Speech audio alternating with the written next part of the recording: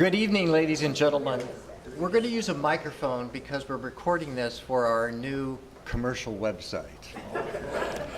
And we so appreciate you being here tonight. I'm Robert Barrett, and this is my beautiful wife of 50 years next year, Barbara.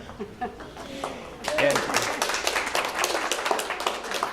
Barbara and I met in art school over 50 years ago. We've been together 53 years ago. We had a show in art school, and we always said during our career, and we had a career in the arts, but in education, museum director, and advertising, that we would have a show when we retired. So here's the promise kept. We have three wonderful friends joining us tonight to help with the interview process, so we just don't talk at you about our work. And they're going to ask us questions, and then at the conclusion, if you would like to ask us questions, we'd be happy to talk about the art. We'll try to keep this at a fast pace and not go on too long, and to make it entertaining. I'm so happy to introduce to you our panelists and our moderator. First, our moderator is Frank Jones. He's the owner of Desert Publications, Inc., huge portfolio of magazines, but perhaps you know him as the publisher of Palm Springs Life magazine. We are so honored to have Frank. He seldom does this. And I really appreciate that he said yes to Barbara and myself when we asked him right away. And people have told me, how'd you do that? Frank never does anything like this. Well, I like to think because Frank and I would be lunch buddies maybe 3 times a year. And we never talked about business, though we had a lot of business. He published the RM magazine for me when I worked for the city. But Frank and I would only talk about philosophy and art. It was really fun, and I got to think of him sort of as my brother in the arts. So it's really great, Frank, that you're here with us. Thank you for having me, but I will tell them the truth. Oh, okay. We try to start on a high level, right? Then, a great friend for many years, over maybe 35 years, is Hanna Field, who's right here from Los Angeles. She lives in Sherman Oaks. Hanna is a very august personality, has lived for a long time, and until just last year, she was a psychologist that saw patients 3 days a week. She doesn't want to do that anymore because she'd much prefer to go cruising around the world and enjoying herself. Hanna is a collector of women's art, very famous Los Angeles artists who are women, great number of them, and we are so honored that she has 2 pieces of Barbara's in her collection. Hanna's partner, Kenna, was my photographer when I was in advertising in Los Angeles and when I was a museum director in Fresno for over 35 years. I bought a photograph of Kenna's. She did a book on women in art in California, and I bought a photograph of June Wayne for the cover of a catalog I published, and from that day on, we've been fast friends. She and I did the largest banner program ever in America. It cost $1 million for the Democratic National Convention in Los Angeles. I could write a book about that. Love to see you. And then the wonderful Jim Waterston, who we knew in Pasadena. Jim was the person in Los Angeles to go to if you ever wanted to have a great event that made a ton of money.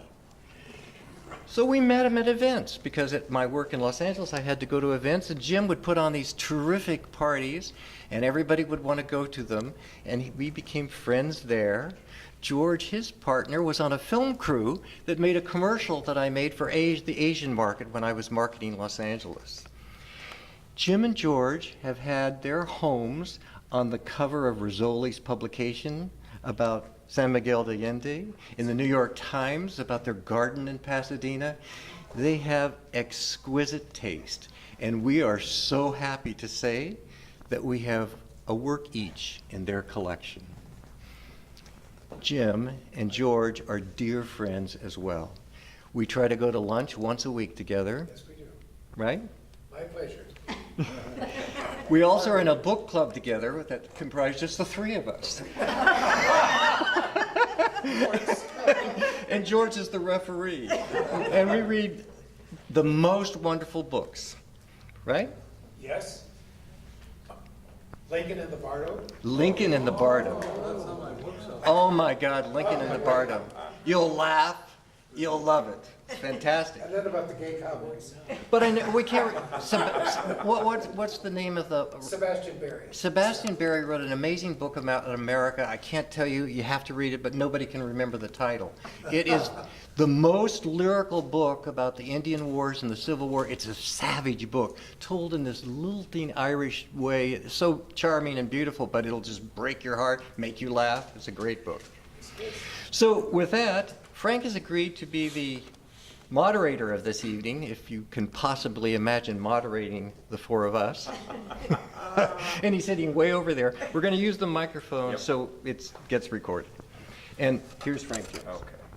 Well, it's quite an unusual circumstance, I think, that we're all here, especially me, and how Robert and I came to know each other. And then finally he introduced me to Barbara after about 10 years. And I've always wondered why. But She lives in Purdue. But I just want to give a little bit of background, because I think that this is a very unusual experience that we're having here tonight. And I want to give a little background about Robert and how he came to this community and how I got to know him, and of course Barbara, as we launch into this. You know, Robert showed up for us as the highfalutin expert in marketing destinations coming in from the big city of Los Angeles. And he was really going to come in and really revolutionize and reinvent things. And we being in the, you know, having lived here all our lives, you know, this was not a long line of these types, but certainly another one. And my job is in sales and marketing, and so I realized after about a year, I said to one of my sales agents who was responsible, and I think he's here tonight. Is Jim here? Yes. Jimmy's here somewhere? I said, hey, we're not getting the business from this guy. Get a meeting and let's go talk to him. So, no. Yeah. So we... When I first arrived, I had a rough head. So we went and had a meeting, and had I known then at that lunch that we would be sitting here tonight, if somebody had whispered in my ear, you know, 10 years from now, you're going to be sitting in an art exhibit that he and his wife are doing, and you'll be moderating it with two incredible people, there would be no way, because this guy was really a know-it-all, very tough, you know, couldn't get a word in edgewise. It was really quite remarkable. And I left the meeting saying, you know, I think I told Jimmy, I said, we are doomed here. This is never going to work out. But over time, you know, we did begin to talk and to connect on some levels that I think have been very enriching for me. I kind of look at all of us as sort of living examples of art, and how we express ourselves and how we live our lives are really, they're artful. Some of that art is better than others, but that is the expression that we have. And with Robert, and then later with his wife Barbara, that was the feeling I was having, is that I was having an exchange with somebody that I was coming away from the experience better. I had learned something. There was some deeper appreciation for who we are and what's going on here. And that had a practical purpose in that I could live my life better. I was more content, more at ease. Those were the contributions that were being made, and that was the rich experience that I was having. So for me, this is an incredible opportunity, and I'm grateful to be here. I do have one question. When we do ask questions of the audience, should the mic go with it so we can record it, or would you like me just to repeat the question? Repeat. Okay, great. So with that, I'll just ask a couple of questions, and my questions are the simpleton questions. We'll let the heavy stuff go to the other side of the room. But you know, what's interesting to me is there is a very, when I walked into the room this evening, the gallery this evening, there was pretty much alone except for a few people, so the energy was mostly on the walls, and it was quite palpable. There's a lot of energy here, and it's very different. I don't want to say yin and yang because that's an oversimplification of it, but it's very different. So I'm interested in a couple of things. Robert, you know, I didn't know for the longest time that you were an artist. I knew your wife was, but I didn't know you were. So I'm wondering why. And then also the follow-up question is, in terms of your husband and wife experience, does your experience influence your art together, and or is it really two separate worlds where you're creating and having that go? So that's how we'll get it started. Why you didn't know that I was an artist is because very quickly I decided that I could not be, after graduating from art school, that I could not sustain a long life alone in the studio, that I was too much of a social person. And visual artists must give up a public and a life with integrated into the community in order to make their art. And then every 2 years, perhaps, they have an opening, they speak to their collectors, and then back to the studio, and I just couldn't do that. So I did have a life in the arts. I was a municipal arts director for the city of Long Beach. I was an art museum director, and then I became the first cultural tourism director in the second largest city in the nation, and became a vice president of marketing for the Convention and Visitors Bureau, managed the brand of one of our biggest cities. I worked with the Getty, I worked with the Walt Disney Concert Hall, I worked with museums, I did the marketing for the Van Gogh show and the Warhol show. I didn't feel I should tell museum directors that I was an artist. I didn't want them to think that I had that point of view. I thought it was a conflict of interest. And certainly as a museum director, it was a conflict of interest to let artists know that I had a studio. I started this artwork over 28 years ago after having kind of a midlife crisis and seeing a counselor and reading Robert Johnson's book, a little tiny book that uses the Parsifal myth to kind of give you a viewpoint of what the male persona in Western civilization is all about. I read that book at the suggestion of the counselor, and then I had a dream. I've written the dream, it's in the back wall here. And when I sat on the edge of the bed in the morning and told Barbara that dream, I realized that I had become this hardcore businessman that you saw, and I had neglected a part of me about creativity for myself and compassion for other people. And then I took a studio and started this work, but I kept it private. So the second question about how our work influences each other and how we work together as artists, you answered that. I think we've had a constant dialogue since we've been very, very young, even before we were married. And the dialogue has been around art making. I was an educator for many years, also a studio artist. And so that dialogue, it was always back and forth and back and forth.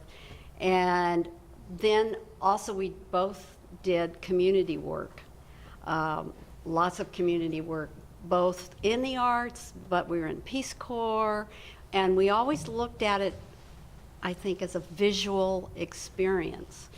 And I think our ideas kind of back and forth, even though we were individuals and our perceptions are somewhat different, but then also there's some crossover.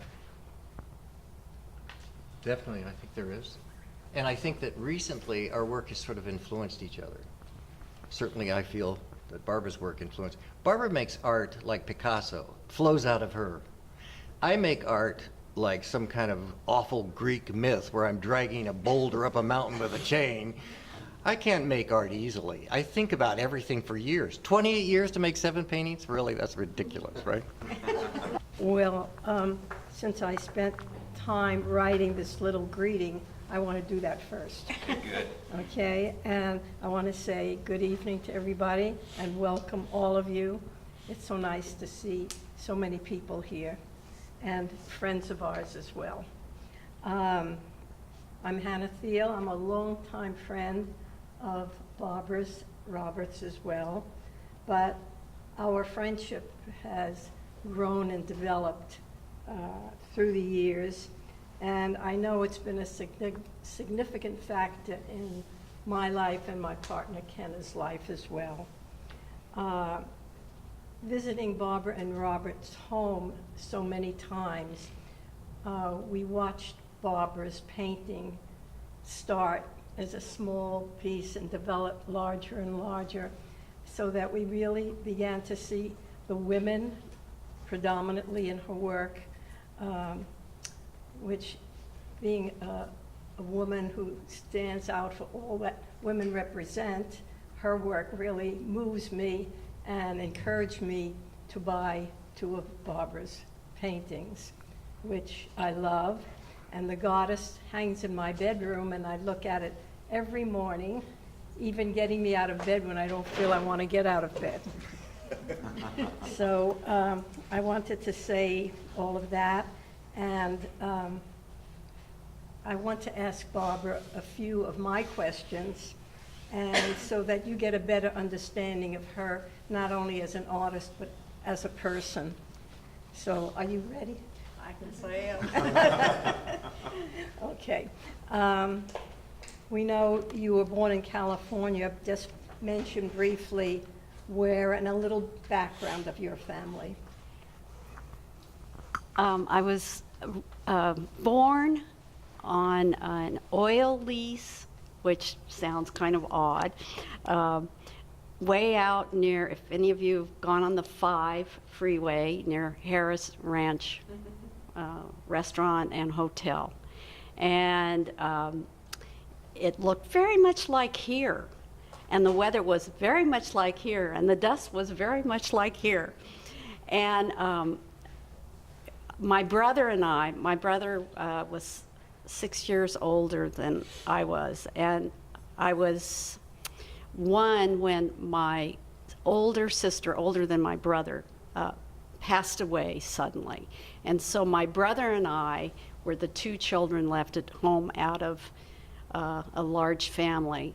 And we had tree houses, and my brother was an avid hiker, he had bow and arrow, and on this oil lease, I learned very quickly about rattlesnakes and all the dangers, and my brother was my companion, and we took hikes all over the Central Valley when it wasn't very much like it is today. And so my mother never worried because my brother took care of me.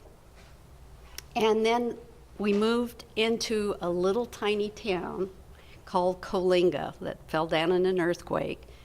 And at the time we moved into town, it was we were on the edge of town. So my brother and I still were wandering cotton fields and hiking up the hills and the mountains, and I learned, because he was always interested in rocks and things and plants, and my mother the same, we learned all the things about nature, so we were big into nature.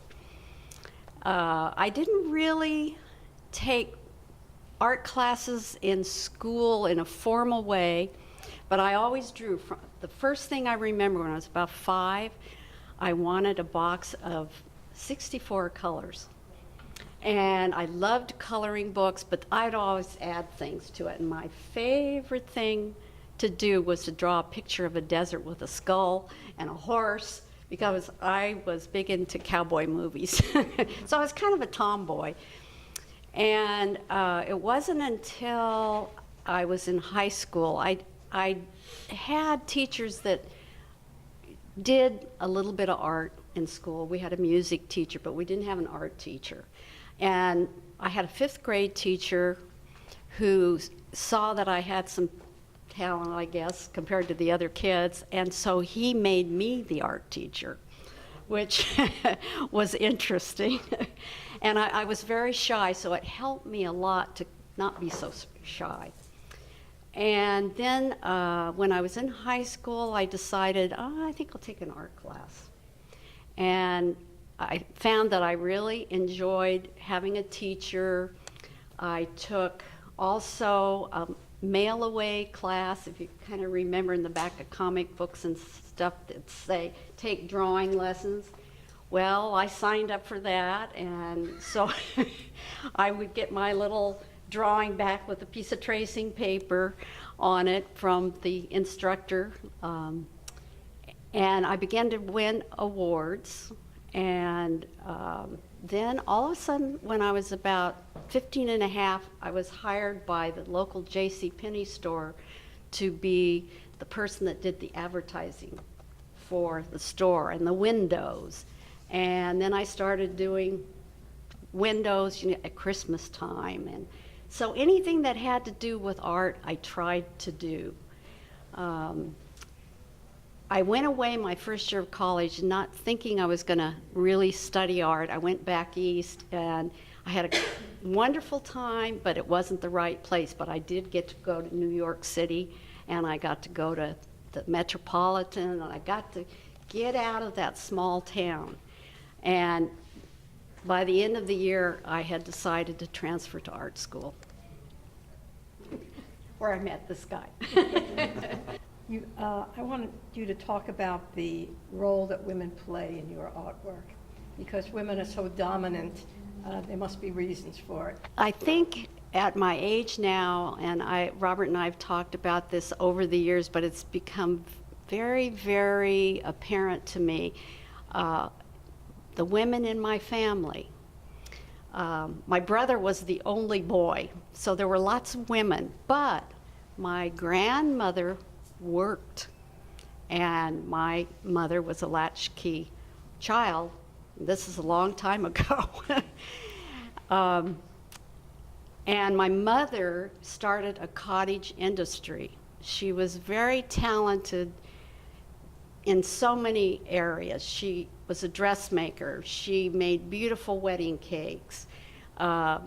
She made, every holiday, she was making something to either sell for the church or to sell to make extra income, because we were a large family. And then there were grandchildren, and she knitted beautifully and crocheted and even made little things with the neighbor man who was a retired carpenter. She would he and she would design whirligigs, and so I had her as an example. And I never, even when I had Max, our son, who's here over there, I didn't want him to be latchkey, so I always tried to figure out ways where I could have a cottage industry, which I did, and I taught part-time when he was little, so the women in my past really gave me that example. I think you've covered it beautifully. I'd like to just close, for my part, with having you talk about how do you want people to see your experience and the work that you produce as an artist. What's your message? Through teaching, I've learned that everybody has a different way of seeing.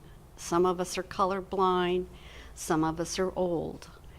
But I hope that in my work, there's something that lots of people, I can't say everyone, but many people can take away. It might be the color, it might be the drawing, it might be the message.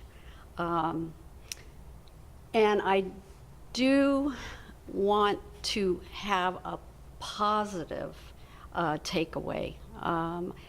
I could see the world as negative, but I don't. I think there are a lot of good things in the world, a lot of good people, and so I do want people to come away thinking that, oh, maybe my life has changed. I know when I was teaching, I had that experience with students. I changed, even if it was a little small thing, maybe the way they viewed something, maybe by looking at my work, something I said, and so I hope that somehow when I leave this world that I would have made a difference. Thank you very much. I think, change is an interesting word, And I think that anybody that's read Lincoln in the Bardo knows that change is something that kind of happens before we can move from one place to another place. So let's pick up there, Mr. Bardo. That's a hard act to live up to. Barbara and Robert and I and George, we meet for lunch often, and we always talk about everything. I mean, it's all over the field, and it's always delightful and so lovely in our lives. I want to thank them publicly. Robert, why 7 Deadly Sins? Because I'm an expert. You should always try to make art about what you know. Barbara and I have always tried to make art about what we know.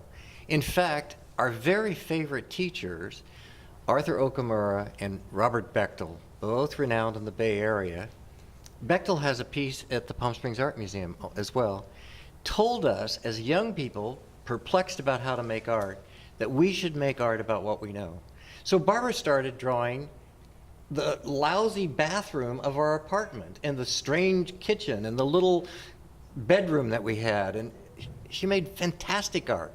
I had a little harder time dealing with that, maybe because I grew up in Italy and Iran, surrounded by Persepolis and Bernini's Baldacchino, and it was like, what can I possibly do to live up to this incredible thing about art making? The 7 Deadly Sins, to me, in my midlife crisis, were something I knew about. Not just because I was a sinner. I'm not particularly a sinner. I think I'm a good man primarily. I've made mistakes like all of us have. Barbara and I probably look like we're some sort of special couple, but you know, we've had our struggles. We are successful because we dealt with those struggles. And we always loved each other and determined in every way to fix any situation that came up. Well, so when I began to make art, I wanted to make art that said something, and the 7 Deadly Sins, I thought, well, after being an art museum director, you can imagine I'd seen just about everything. If you've ever managed a group of patrons at a museum or asked people for money, and you know, when somebody gives you $1 million, they own you. They can say, you know, I'm going to Paris and you're coming with me. I am? So you really get into the situation, like all of us in this room have, thinking about our shortcomings. The word sin is not my favorite word for it. I like the Jewish term missing the mark. I think that's a little stronger. As a child, raised a Catholic, as Barbara was raised a Catholic, we both thought about sin. You know, we went to confession. I wet my pants when I went to confession as a 6-year-old, whatever it was. It was too much, this sin thing. But I've come to think of sin, after reading about it a great deal and looking at all the art that's about sin, that it's really biological in a great way. You know, and Barbara can talk about this a lot, we are animals. We have urges for all kinds of reasons, many times for fear, out of fear. We eat too much because we're afraid. You know, we might all be starving tomorrow. We can't get out of bed because we're afraid. And so we just are completely slothful, maybe. We're very prideful and vain. You know, we have some success and then we get very vain and cocky about it. We like to sleep with each other and to everybody else, and we can mess up our lives, right? So all of these 7 sins or vices are an inherent part of the human being. It's good to be a little bit prideful. It's good to have a little lust, right? Or you wouldn't probably get in bed with your partner. It's probably good to be a little slothful occasionally. It's good to have a little gluttony. But if you allow these things to take over your life, you can ruin your life, your family's life, your friend's life. And I thought that was an interesting subject for me to think about. So I started these paintings, having no idea the journey it would take over 28 years. For 10 years, these paintings were wrapped up in the basement because I was an executive in LA we lived in a house where I didn't have a studio, and I worked 16 hours a day. So my idea of sin evolved. I became more forgiving of people and myself. I began to think more of sin as a part of our lizard brain, our animal instinct, right? And then I began to realize, well, of course, as human beings, we have the ability to think about these things and rise up above them and to conquer them through our intellect and our spirit and not let them possess us. So I wanted to make these paintings appealing like a Persian carpet from a distance, and a little repellent when you get up close and contemplate them, right? Hieronymus Bosch, in his Garden of Earthly Delights, uses a strawberry as the metaphor for sin. And all the little figures are walking around with the strawberry.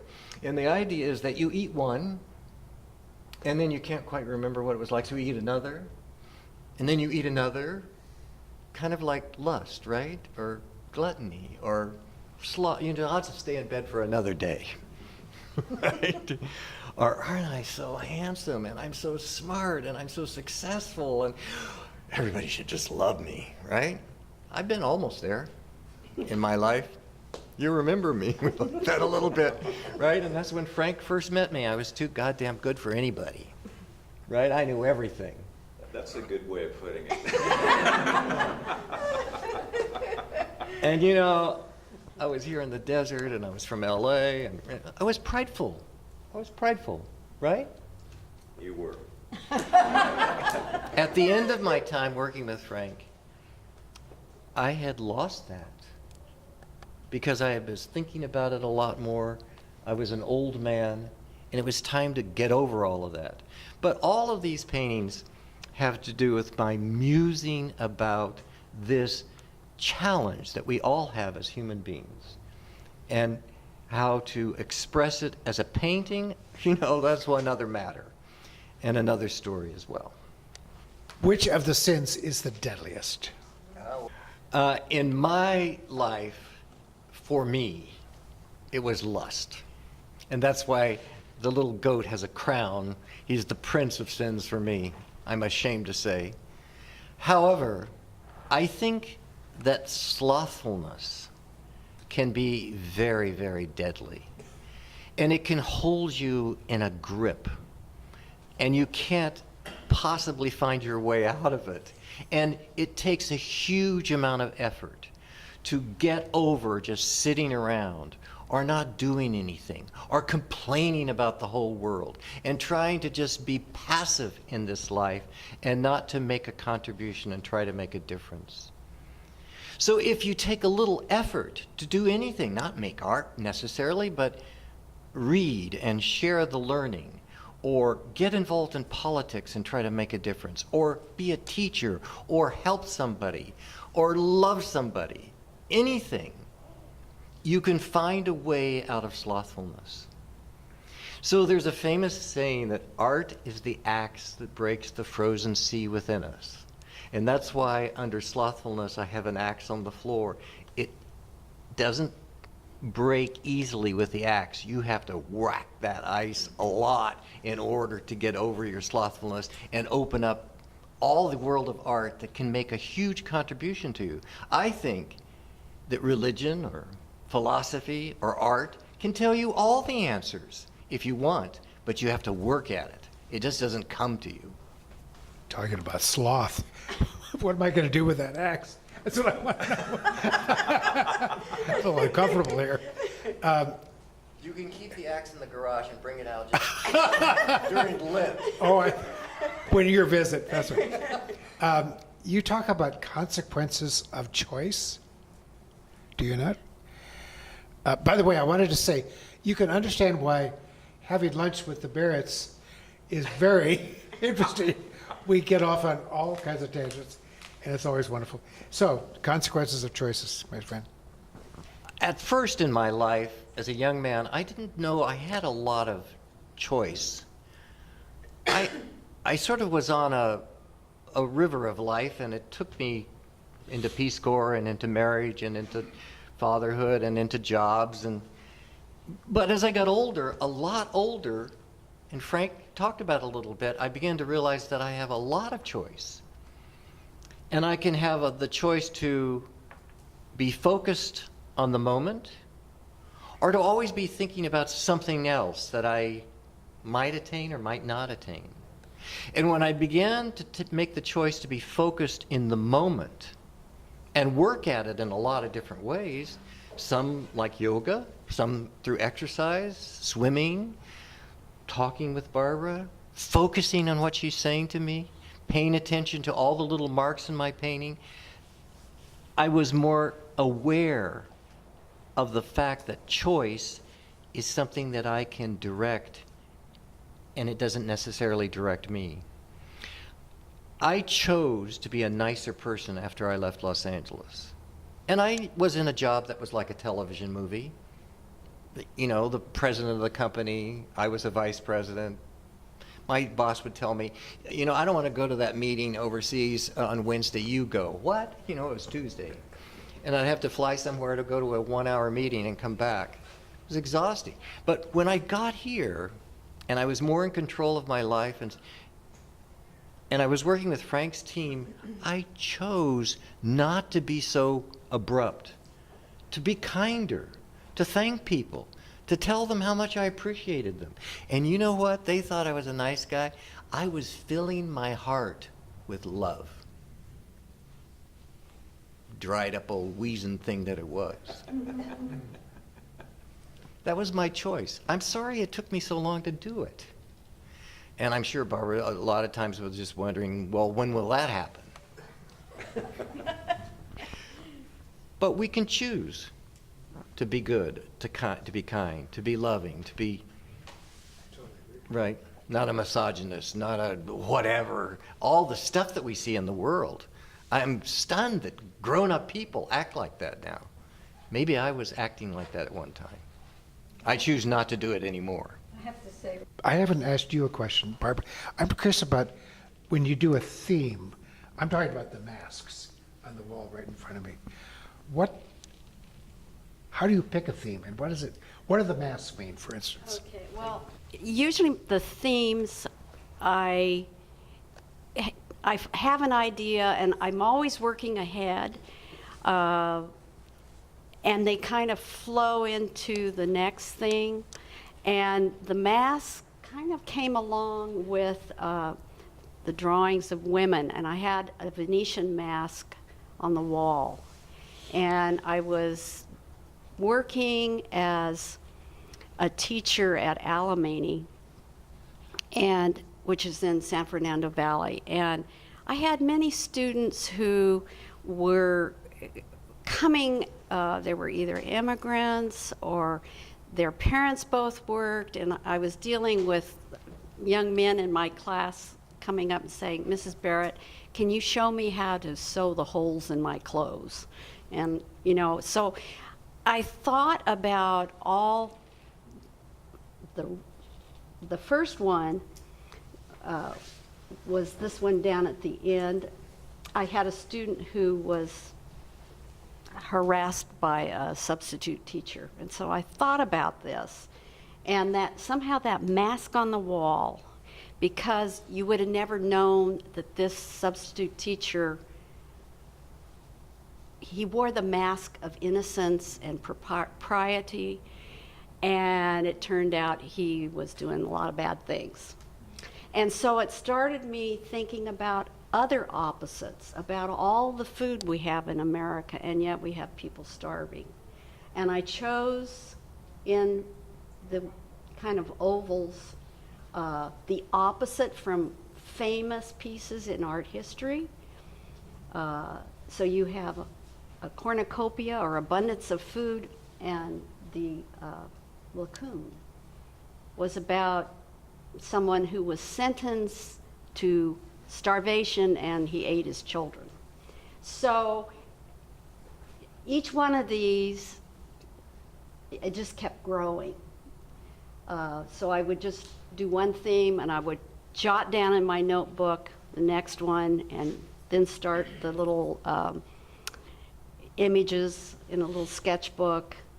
But I've never had a problem since my time at art school of is coming next. I always had something coming next, like I'm already working on next.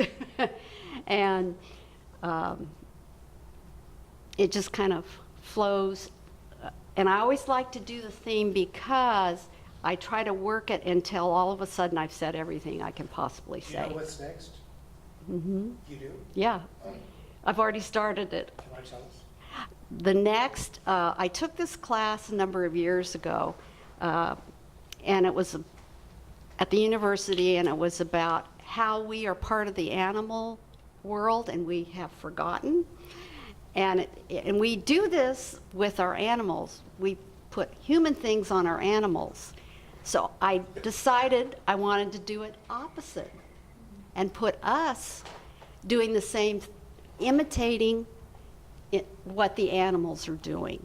And actually we're seeing more of that in, if you go on your iPhone or whatever, we're seeing, like today, Robert showed me dolphins looking at squirrels, following the squirrels. We watch cat videos. Who needs streaming? And so my next images are all about how we imitate birds, cats, and that's going to be my next one. And you, Robert? Next? Well, because these paintings have been such a burden for me and they're so huge and I've had to haul them around, I'm going to do something really small and maybe just studies for a while. But I am thinking about the opposite of what I've done and maybe do something about romantic love and enduring love. And then I'm also thinking about, I can't help it, I also think in series. I'm thinking about rich man, poor man, beggar man, thief, doctor, lawyer, Indian chief, with all of them being exactly the same figure. 7 paintings. So, that's kind of rattling around in my head. Now, Barbara, she'll have 5 series done, 100 works of art, while I just begin to sort of get out of bed in the morning. Barbara, your technique is bravura. You can do anything. I mean, you look around this room, there isn't anything you haven't done. And I've seen a lot of work that you have at home, and so I'm glad to know that you're on your next journey. Robert, I think you're also going to be possibly continuing your memoir. I am writing a story of my life and the life that we've had together. I've had kind of an exceptional life. I think I'm very lucky, and lived in Iran. My mother was one of the first women to ever drive a car in Iran.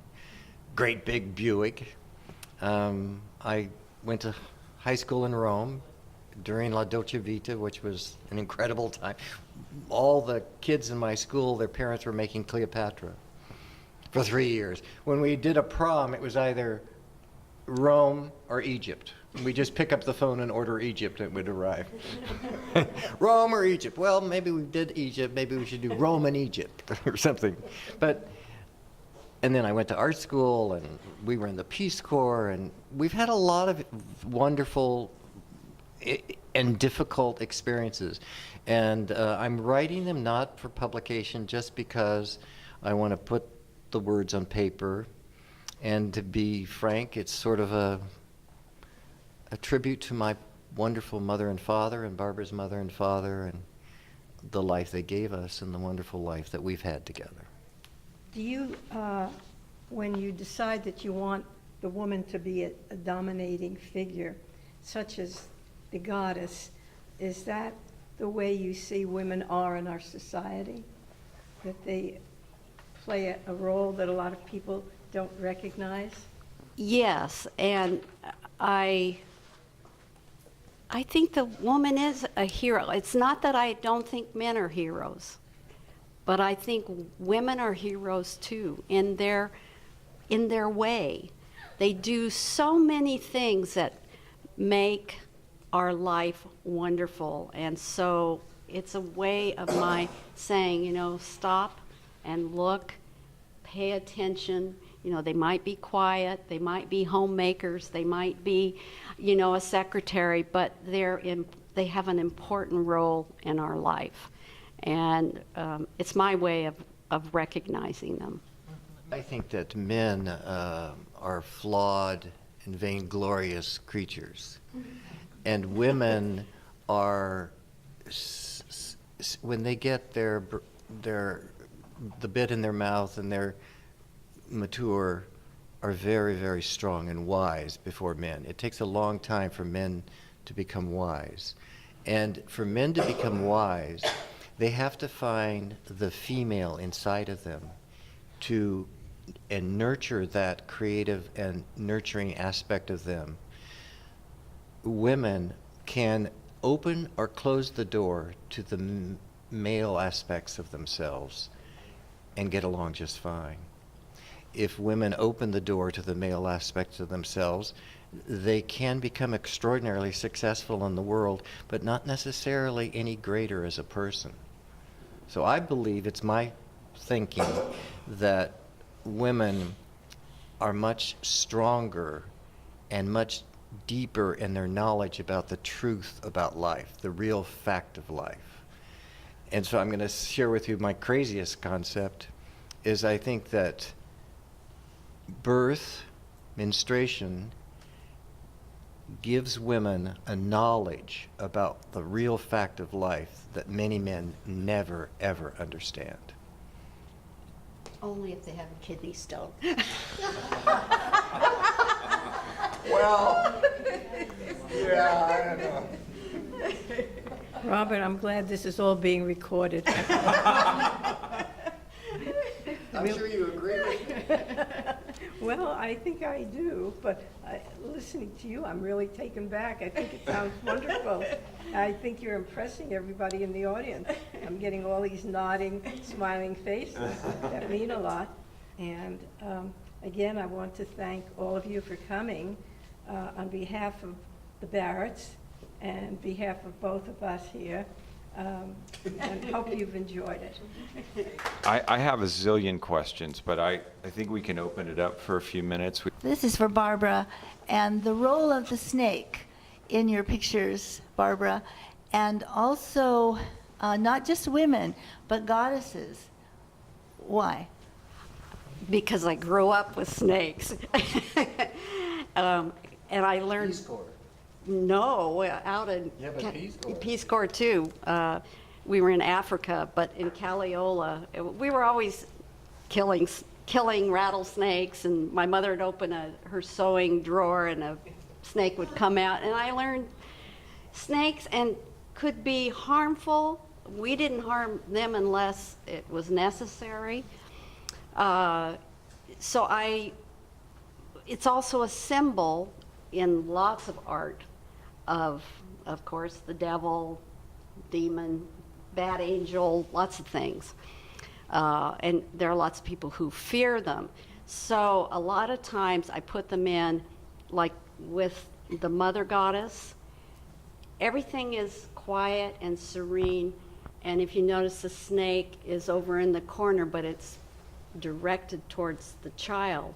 And the mother, of course, wants to protect her child.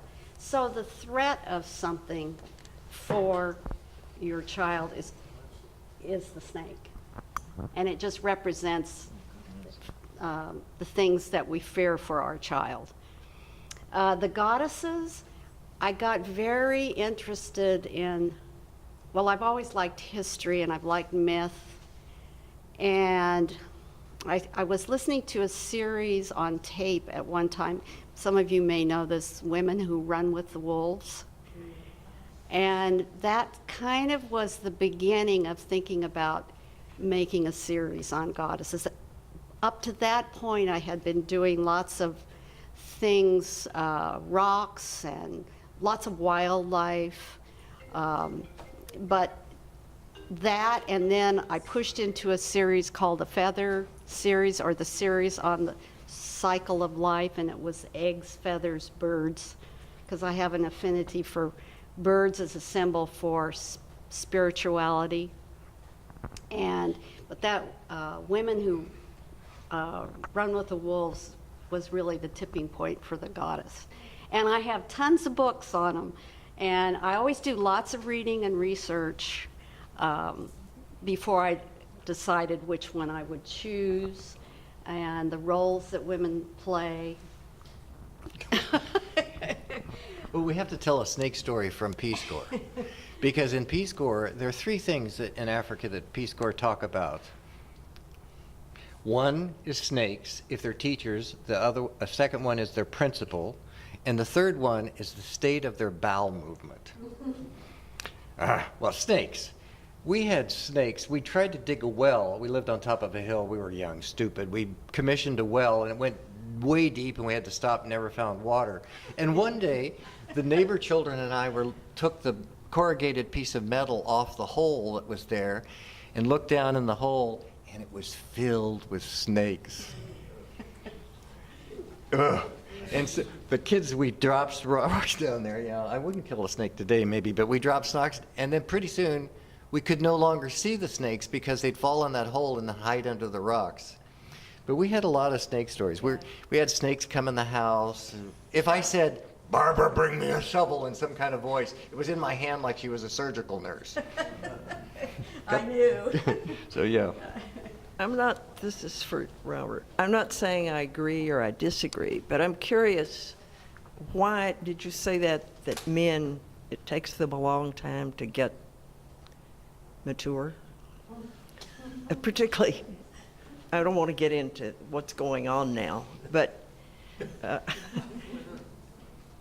example. that's a good, I mean, I was a teacher, so mature is a polite word to, but I felt that's what you sort of meant was maturity or becoming themselves, Yes. being able to see themselves, whereas women maybe look at themselves earlier on, maybe because they have to.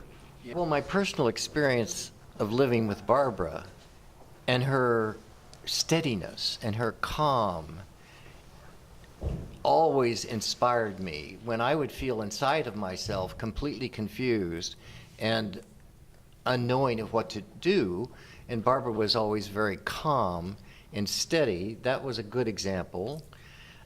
The women, the older women in our lives, my mother and Barbara's mother, were very good examples.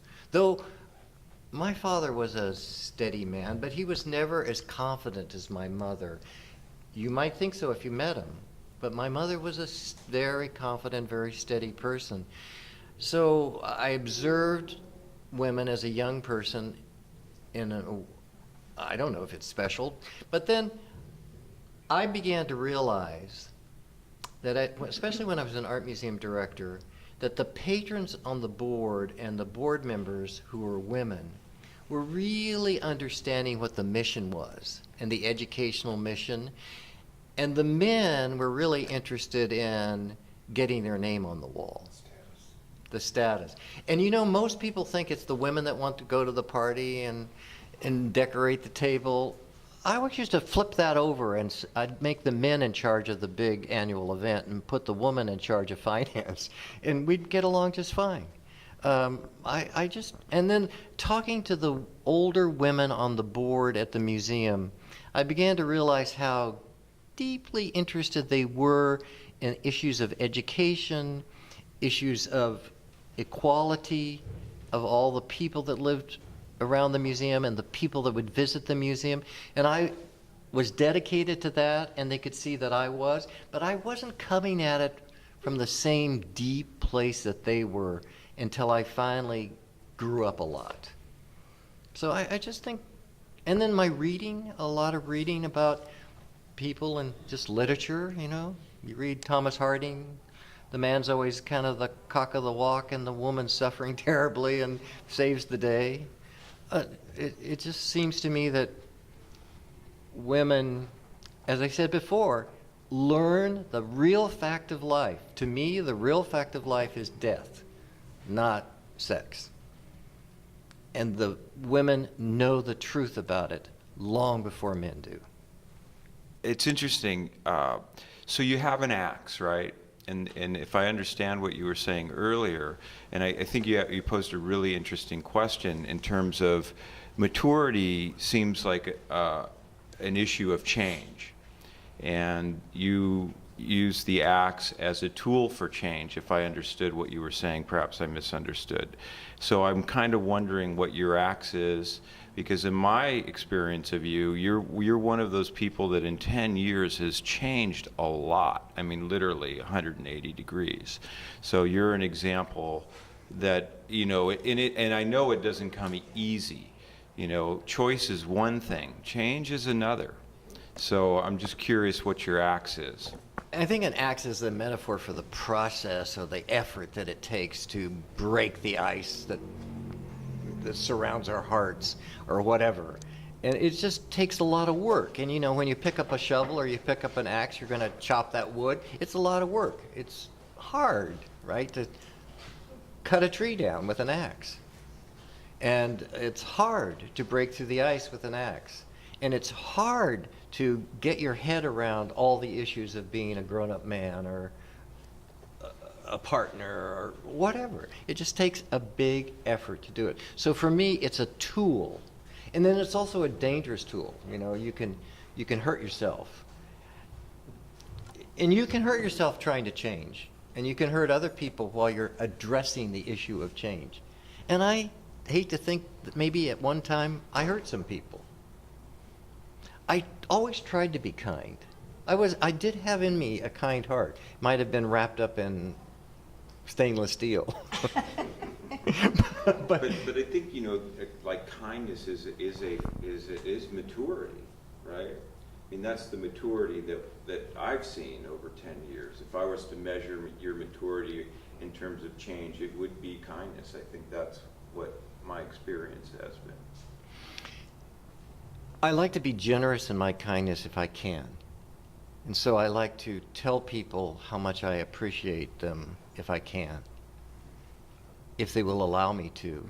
On your change, was that a willful change or circumstances that drove you to change? I think it's both. That when you're young, I think there's circumstances that force you to take directions and maybe less willful. You're reacting, and you're reacting as fast as you can maybe. When you get a little older and you have the ability to not be so like a marionette, somebody manipulating you, you can begin to be more willful about it. And now I think that Barbara and I spend quite a bit of time talking about change and demonstrating it to each other. An example, Barbara's a really good gardener. We live just a mile from here. She has learned how to garden, and during season she grows most of our vegetables, and then she makes these wonderful dinners from all over the world. And so I retire, and I'm hesitant to go out and mess with her garden. So I kind of tiptoe out there, and I said, well, Barbara, what if I just trimmed things? But now it's our garden, right? I planted the tomatoes this year, and we planted the broccoli and cauliflower together, and it's an experience together. But she's taught me that it's not perfect. You know, there's bugs, there's birds who are eating our snow peas faster than we could put them in the ground. And I have to reconcile my desire to have a crop of snow peas that would surprise Genghis Khan. And Barbara's saying to me, well, Robert, you know, that's just the way it is. And the bugs have to eat, and the birds, you know. But the birds eating all, we spent $10 on snow pea seeds, and we still don't have 20 snow peas up out of the ground.